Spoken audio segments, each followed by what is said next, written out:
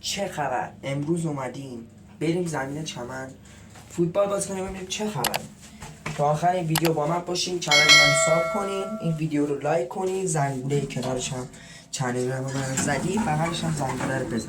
جایی که هوا آلوده است بارونیه، فکر نکنم کسی چمن باشه. فکر نکن. اما اونجا اینایی که میزنن گوشه گوشه زد چه کاری میکنه؟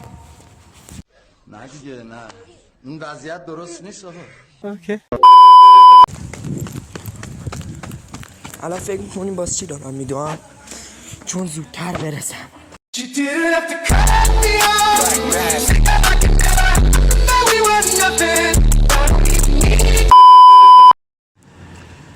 یعنی بسرا هر چی دارم دارم بگم سگ چمن پر نمیزنه. بگو آخه باز چی بیان چمن.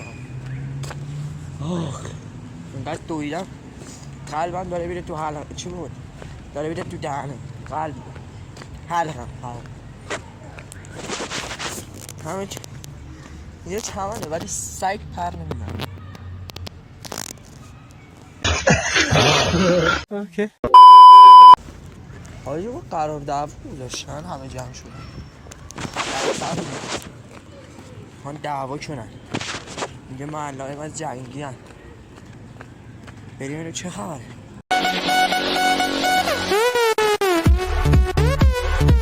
اوکی. هیچکم چمن نبود اصلا. چرا واسه سری بعد میریم.